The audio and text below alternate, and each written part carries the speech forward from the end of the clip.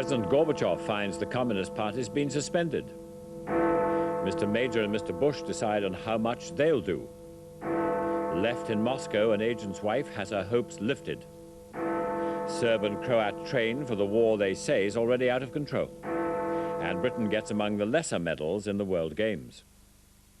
Good evening. The Soviet Parliament has suspended the Communist Party across the Soviet Union for its part in the coup against President Gorbachev. The Supreme Soviet ordered an investigation into just how closely the party was involved. It's frozen the party's bank accounts. Mr. Gorbachev put forward his nominations for his new Presidential Security Council. One of them, Mr. Eduard Shevardnadze, his old foreign minister and political ally, said he didn't want the job. The Supreme Soviet put off a decision on some of Mr. Gorbachev's liberal nominations. It wants next week's Congress of People's Deputies to discuss whether to recognize the independence of the Baltic republics. And it cancelled the emergency powers Mr. Gorbachev was given last year. Russia and the Ukraine, the two most powerful republics, have asked the others to join their temporary military and economic alliance. Mr. Gorbachev's attempts to rebuild his government were thwarted today. One of his key allies from the past, the former Foreign Minister Eduard Shevardnadze, turned down a job on the prestigious Security Council. Said an aide he refused point blank. And the Supreme Soviet wouldn't confirm other Gorbachev appointees, referring them to next week's full Congress of People's Deputies. The list included Alexander Yakovlev, the former ideology chief ousted under pressure from hardliners, and Anatoly Sobchak, the radical mayor of Leningrad.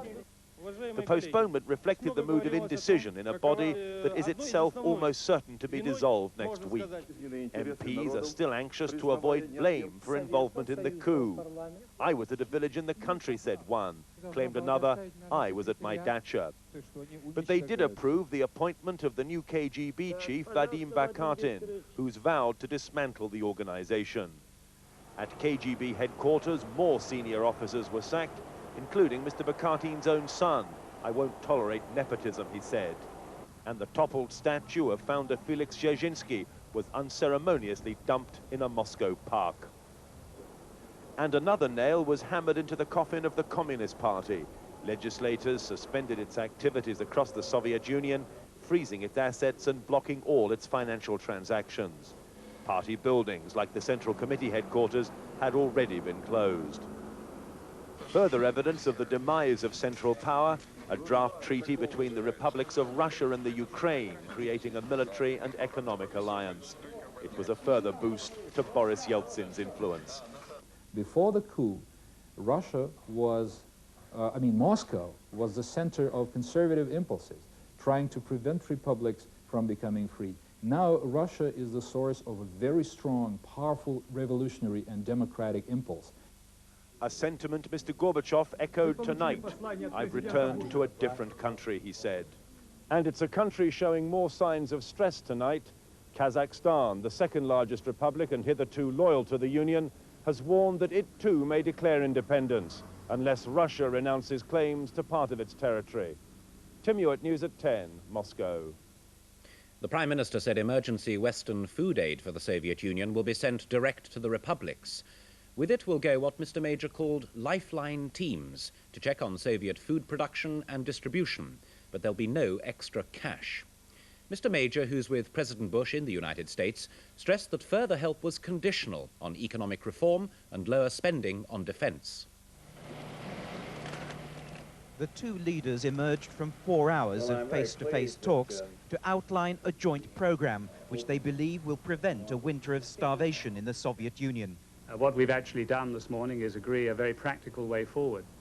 People are suggesting all sorts of things that ought to be done, but the priorities are to deal with the problems of food and food distribution. I couldn't agree more with what our G7 chairman, John Major, said about helping people, whether in the republics or in the center, wherever, in terms of food aid.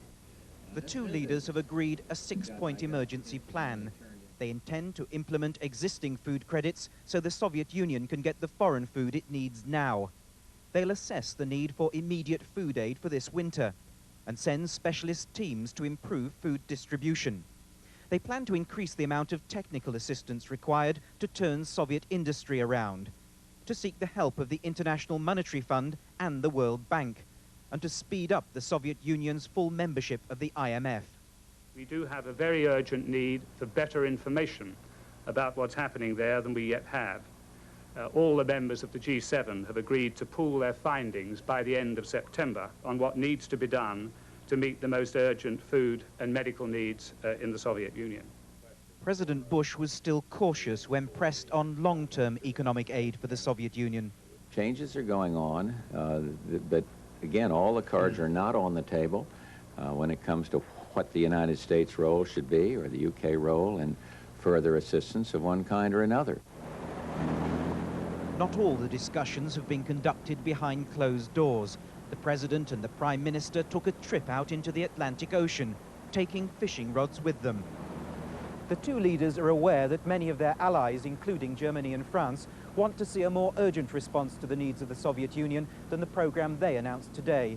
But the President and Prime Minister insist, while they're prepared to prevent starvation in the Soviet Union this winter, they want to see more than just talk of reform in Moscow and the republics before committing more of their taxpayers' money to long-term aid programs. Paul Davis, News at 10, Kenny Bunkport. The Soviet defector, Mr. Oleg Gordievsky, who fled to Britain 6 years ago, told ITN today he hopes one day soon to return to a democratic country. In the meantime, he's hoping, now that things have changed, that his wife and 2 young daughters will be allowed to join him here. He hasn't seen them since he left. Mr. Major will ask about his family in Moscow on Monday. For 6 years, the KGB has followed Leila Gordievsky's every move. 3 surveillance cars stationed outside her flat, 18 men trailing her round the clock. Night and day, winter and summer, there was always someone watching. They made it impossible for her to work, see friends, or venture outside Moscow. But 2 days ago, the KGB guard vanished, leaving Leila and her 2 daughters tasting freedom after 6 years of isolation. Now she's able to tell her side of the story, but she says life's taught her not to trust anyone. I just wait and hope and nothing. I know you want to hear from me, it's, you know, yes, of course, it will be, I sure. No, I'm not sure. It's a terrible country. It changes every day, every hour. I can't believe this. She's been forced to move in with her parents, who've supported her and the children since Alex's defection. When Alex's death sentence was passed, they confiscated all her savings as punishment. For the first 2 years, she heard no news from him. Then the letters came, long letters, renewing their relationship, even after the KGB forced her to divorce him. She's a realist, whose sense of humor has seen her through terrible times. She can even joke now about her absent KGB guard. Now it's impossible. I'm alone. I'm so alone without them. I can't live without them. Leila's told their 2 daughters, Maria and Anna, that their father's on an extended business trip. They know nothing of the sinister undercover world of espionage that split their family apart. Videotape of him is all the 3 now have to remind them they were once a family of 4. Ironically, Leila says it was the KGB guard who were both her strongest enemy and her greatest support through the past 5 years of silence and repression. As long as they were outside, I knew Oleg was alive and well, she said, and that he was doing something, worrying them. Now I know he was trying his best to get us out. Penny Marshall, News at 10, Moscow. But 2 days ago... Today, mildly disguised, the double agent came to ITN to watch Penny Marshall's story of his family and to talk of his future. I can't go back now yet, because the qualitative change of the system has begun, but it is not completed. If it is completed later this year or next year, and instead of the totalitarian communist rule, there is a free, liberal and democratic rule, like it was for a short period of time in 1917, then it is all right to go back. And after all, I spent 11 years struggling for democracy and freedom for Russia and for the security of the West, particularly Britain. running the risk to be arrested and shot by the KGB any day, so I'm used to risk. Lord Bethel, who's acted as the family's go-between, hopes they'll be high on Mr. Major's agenda in Moscow this weekend. It's time, I think, to end it. Let them out, let the family be reunited, and then it'll be much easier for us in Britain to help the Soviet Union. And it is a great, actually, test for the new Soviet authorities. Are they prepared to respect human rights? Are they prepared to pay respect for Britain and for the Soviet-British relations? It is the only unresolved Soviet-British problem. I think, yes, now I'm a cautious optimist. I will be reunited with my family. But when and how, I still don't know. It's just a matter of time. Yes, it is a matter of time. More than 100 British war veterans are in the Soviet city of Murmansk tonight to celebrate the 50th anniversary of the first Arctic convoy reaching Soviet shores. The visit was initially cancelled after news of the Soviet coup. A Royal Navy frigate, joined on its way by a supply ship, made the journey from Rosyth to the port of Murmansk as a memorial to the 3,000 who died supplying vital military equipment to the Red Army. HMS London approaches the Soviet port of Murmansk, the first time a British frigate has been back since World War II. And despite present-day political turmoil, the Soviet Navy was happy to welcome them. For when Hitler invaded the Soviet Union in 1941, the British Navy helped to provide their only link with the free world. It was one of the most perilous wartime missions. The British merchant fleet, escorted by the Navy, was to ferry essential arms and supplies for the Soviet front. One ship in 5 was sunk by the Germans. Almost 3,000 servicemen and women lost their lives. The only open route was north of Norway across the Arctic. Freezing seas as well as mines were a constant hazard. And below, unseen, U-boats proved ruthlessly efficient. 50 years on, the veterans of that heroism relived their Arctic convoy days, returning to Murmansk as honorary members of the Soviet Navy. They met old comrades and reminisced. It's the first time I've been up since the war where it hasn't been 35, 40 below. Finding through the ice to get up here. It's almost dreamlike. You know, one looks back over almost 50 years and wonders whether it ever really happened, especially when the weather's as calm as it is today. The original HMS London took part in the first convoy. Today, its namesake fired only in salute. And old Soviet friends looked back on their shared past, still hoping for a brighter future. Oliver Phillips, News at 10, Murmansk. In Yugoslavia, the Federal Army, mainly Serbs, gears up for the approaching war against the Croats. Who is out of control? A report next. Plus, did the IRA ditch the bombs on the tube? And Steve Cram fights back with a judge's help. That's in a couple of minutes.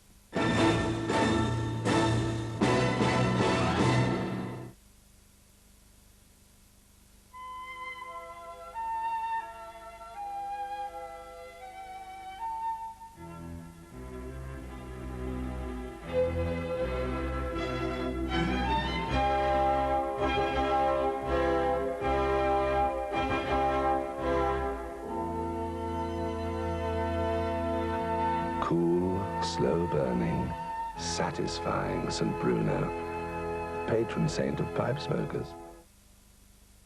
Choosing a toothpaste for your family can be a bit of a puzzle. With regular brushing, most toothpastes fight decay. Some fight tartar, but that's where most toothpastes stop. You can complete the puzzle with an antibacterial agent that also helps to protect gums. Now there's new Ultra Protection Crest to look after your family's teeth and gums. New Ultra Protection Crest. No toothpaste gives more complete protection.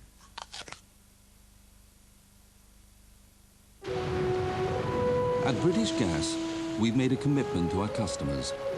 If you take out a service care contract, we will do our utmost to repair your central heating system the same day.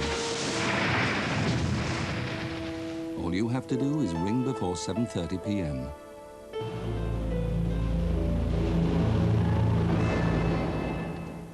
Putting the customer first is something British Gas aims to do worldwide. This is Canada. Last winter, British Gas bought a Canadian gas company. We now reach 1 million new customers, no matter how grisly the conditions. The world is turning to British Gas.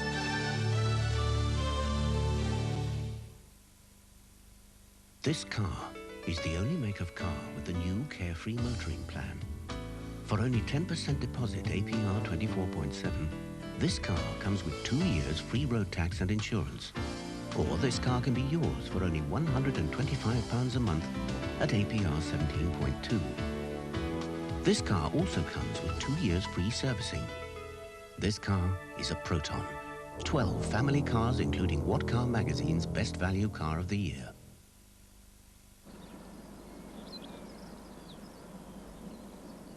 Suppose you'll be turning it over to Veg, George, now you're on a pension like. No more bouquets for your girlfriend. Depends how you prepare the ground, Cyril. Oh, aye. Got a paper round, have you? No, my income bonds, Cyril. They pay me income every month, regular as clockwork. Yeah, what's left after tax?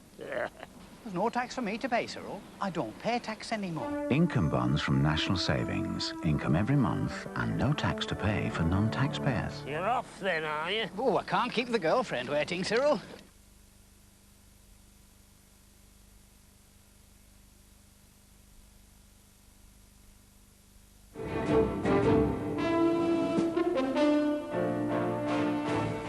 An envoy for the European community has blamed the Yugoslav army for much of the bloodshed in the breakaway Republic of Croatia. He accused the army of siding with Serbian forces after visiting the Croatian town of Vukovar. At least 15 people are reported killed in the town after 4 successive days of clashes between Croatian forces and Serbian militias backed by federal troops. From there, Jeremy Thompson reports. Along tracks through maize fields, we sneaked into the beleaguered town of Vukovar. Croatian militia who rode shotgun warned us that Federal Army tanks close by had cut off every other route in. As we entered Vukovar through a series of checkpoints, the guns were silent for once. But 5 days of vicious fighting had left its mark on this strategic border town, now almost deserted by local civilians. The bombardment by Serbian mortars and federal artillery had destroyed dozens of buildings, though opposing claims of the extent of damage and death were impossible to verify. Inside this car hit by a mortar, the charred remains of 3 people. But truth has also perished in this conflict of violence and propaganda. Both sides claim they're winning. All the evidence about confirms a massive firefight here in Vukovar over the last few days. But surprisingly, the Croatians still seem to be in control of a large part of the town. And despite the lack of weapons they have against the army, they do seem to be containing the offensive. From the windows of their shattered home, these Croats shouted that the Serbians would never get them out. Boys of 16 and 17 had now joined up to defend their Croatian homeland, and they're preparing for all-out war. Our escort, the self-proclaimed Captain Hawk, said Croatia was now defending Europe's last front line against communism. After the events in the Soviet Union, the Serbs were the only real communists left. They are fighting on dirty, dirty war. Communism against the Western Europe. Let's say it this way. Unless Europe supports their independence, the Croatians say they are left with only rifles and homemade grenades to defend themselves against the might of the Yugoslav army. Yet every generation is now ingrained with the culture of war and the determination to survive. It's a fear that brought thousands of women onto the streets of Croatia today in an orchestrated call for peace. Many of them mothers demanding that their conscript sons be released from the Federal Army. The peace movement is gathering momentum. But so too are the preparations for war. Jeremy Thompson, News at 10, Vukovar. Here, police believe the 3 firebombs found on the London Underground this morning may have been abandoned by IRA terrorists. The devices, they were not set to go off, were found under a carriage seat during the first intensive cleaning of the train in 6 months. Scotland Yard say the firebombs may have been there for some time. The alert began here at the Hammersmith depot in West London, when a cleaner discovered the 3 firebombs hidden under a seat cover.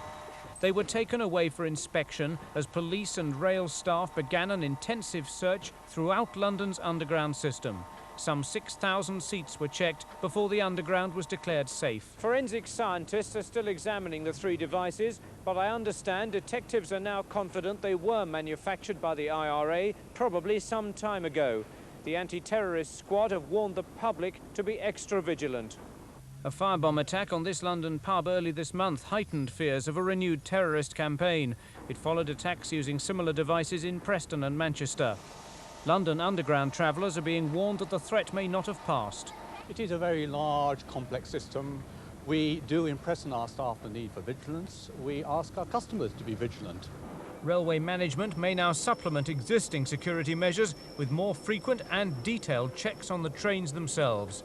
Robert Hall, News at 10, Central London. An RAF wing commander and a civilian pilot died when their planes crashed in mid-air. Wing Commander John Sterling Marden was the first RAF pilot to fly after a heart-lung transport. He'd returned to duty in April after the operation in November.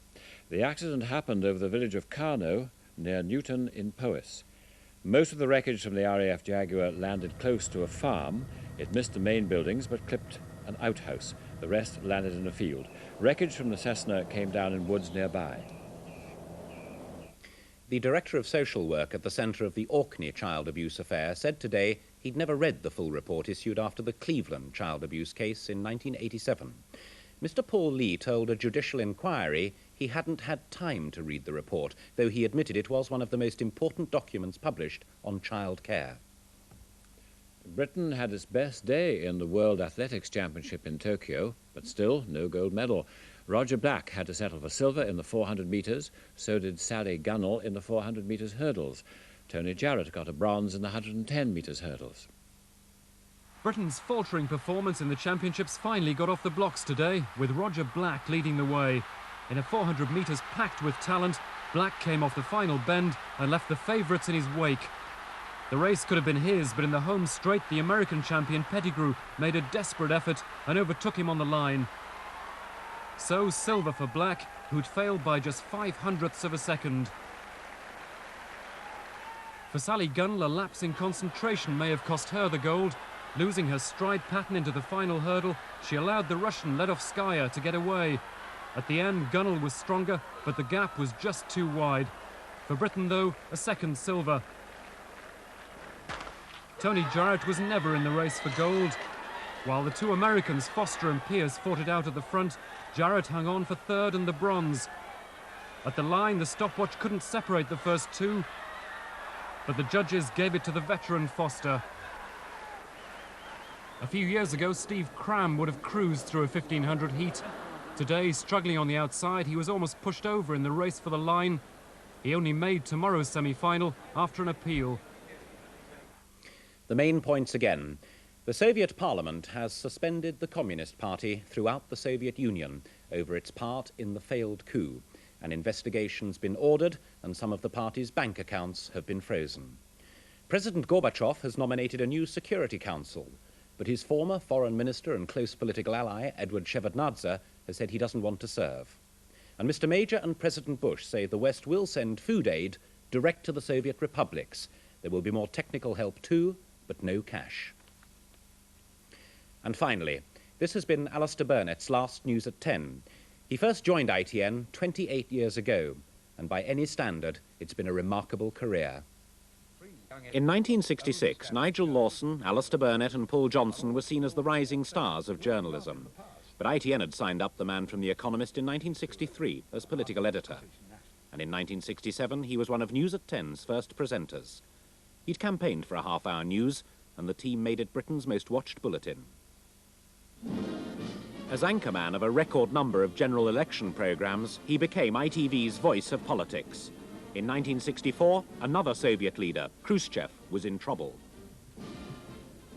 Well, whatever may be happening in Russia tonight, and the latest news suggests it could be something big. Within minutes, we shall have a pointer to who's going to govern Britain. An encyclopedic knowledge of political detail and a gentle humour enriched the results and brought the programmes alive. And to Alastair Burnet. Mr. Christopher Chataway, the Conservative in Lewisham North, is out. That's Mr. Christopher Chataway couldn't quite run fast enough, I think, this time to escape defeat. 24 years later, and another long period of Tory rule was faltering.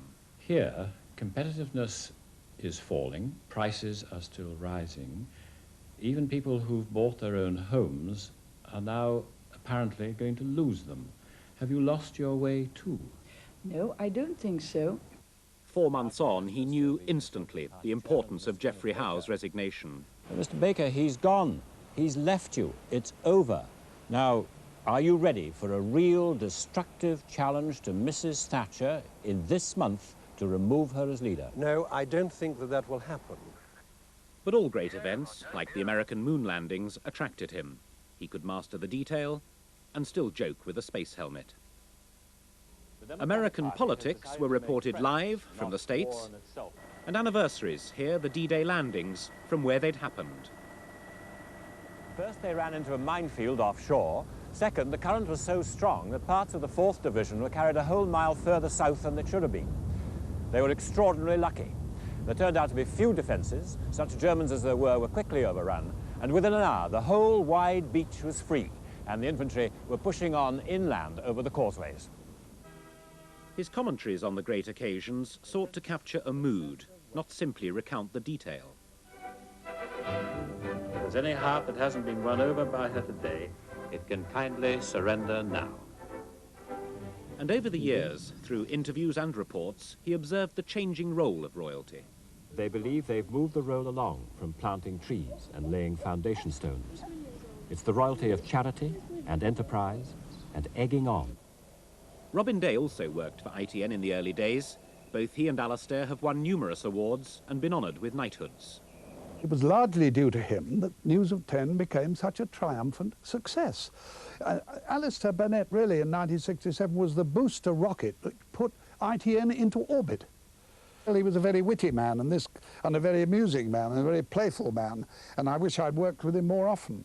But and this came out most in his other great achievement in broadcasting when he was anchoring the ITN election results marathon, when he showed a wit, a style, an expertise and a fluency which put the great Richard Dimbleby in the shade. And he was really on those occasions not just a polished performer or presenter, he was a commentator, he was an analyst, he was an anchorman, he was an expert, he was a political pundit. He was all those rolled into one. And he's a passionate soccer fan, utterly delighted when his team, Partick, won the '72 Scottish Cup. And even when indulging another love, racing, just 4 days before the '87 election, he couldn't escape politics. I would have said with a furlong to go, it might be difficult for the Conservatives to lose the election, but there's still 4 days to go. But he got it right, as he did in developing the brief for his programme. News at 10 tries to give a big audience, at the end of the day, the news of the day. And not, I think, just the news that may end up in the history books, but the sort of news about the royal family or show business or sport that people will be talking about on the building site or in the canteen the next morning. So from all of us on News at 10, thank you and goodbye.